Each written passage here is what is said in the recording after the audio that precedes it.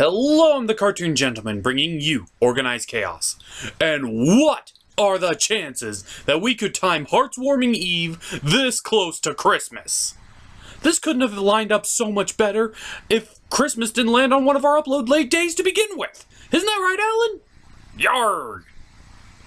Where's Alan? Yarg. He said something about getting away for a while. Here, he left a note. Huh? Let's see. Dear gentlemen, me and a couple of our friends are going on a spa weekend in order to rejuvenate ourselves. Forever yours, Alan.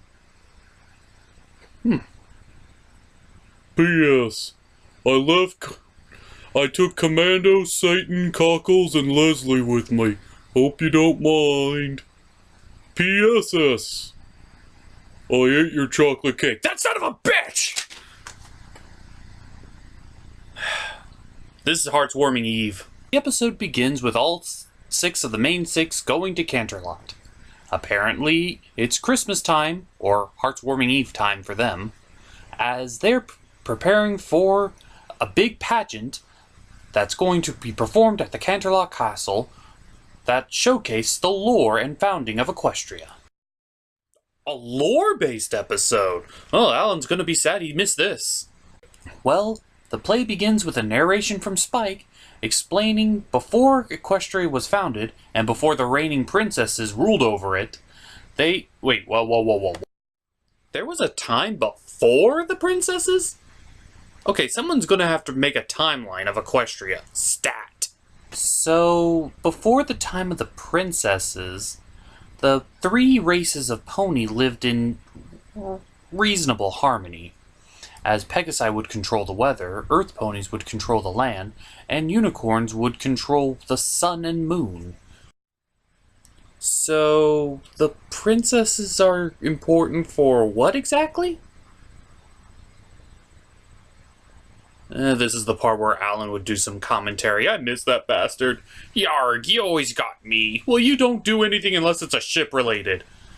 Well, we could talk about possible shippings for Celestia. Pass. Well, continuing the story, the Alliance was very uneasy until one day a blizzard that not even the Pegasi could control began wreaking havoc upon the lands, with all but winter destroying all crops. All ponies, unicorns, and Pegasi were hungry, and no one knew what to do. So, they brought this meeting to a headway. Is it weird that during this scene of all this tragedy and darkness, all I'm thinking about is how they can afford such awesome stage props? I mean, that actually looks like they're suffering in real snow.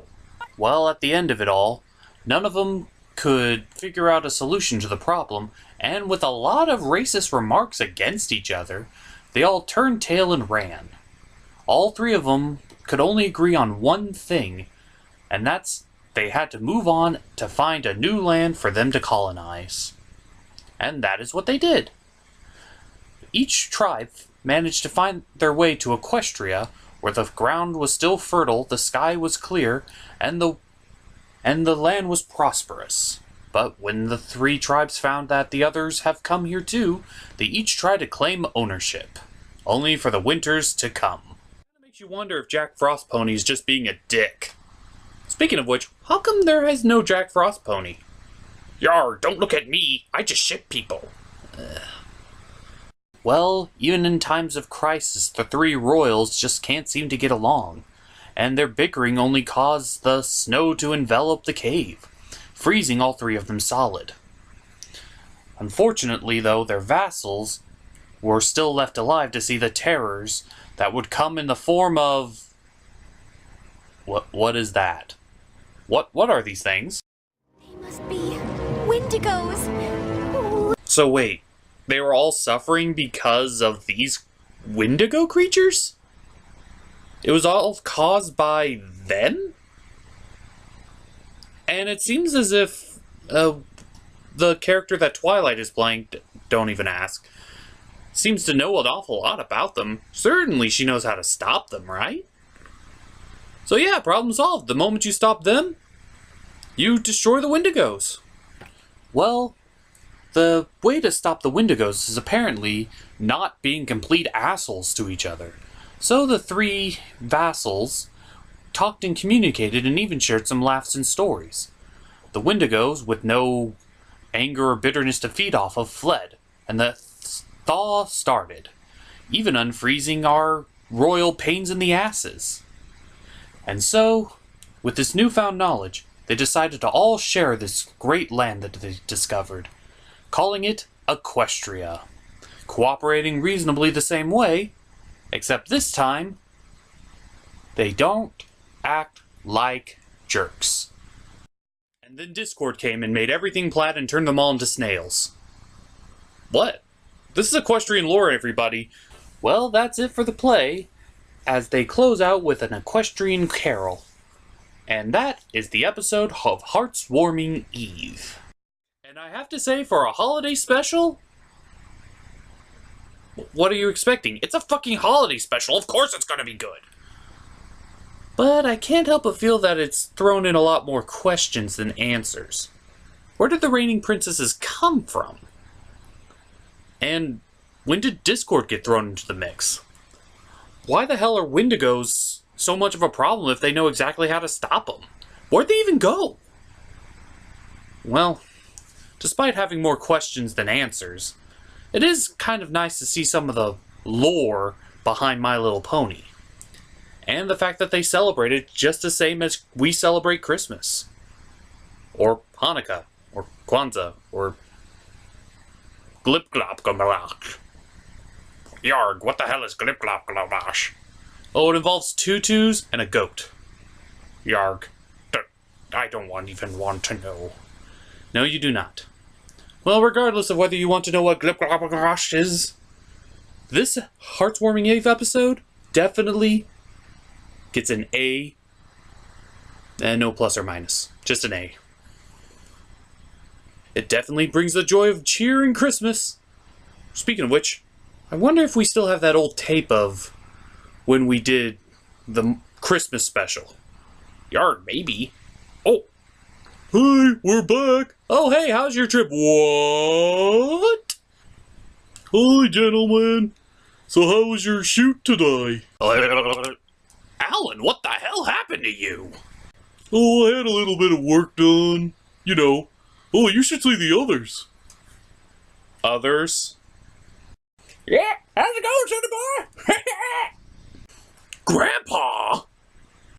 Yeah, after 60 years, I finally lost my chick feathers, and now I got my regular adult feathers.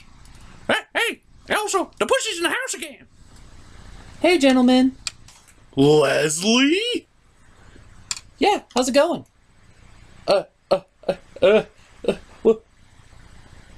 You're a leopard?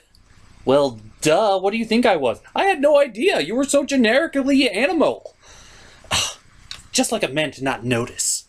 I'm definitely noticing now. The war-torn battlefield is just what I needed. Commando? What the hell's going on? Why do you look like that? What? This is what I always look like. No, you were nowhere near that fluffy. Well, duh, I took a bath after like 50 years in a trench. Wait, you never bathed for 50 years? Yeah, why do you think I look the way I did?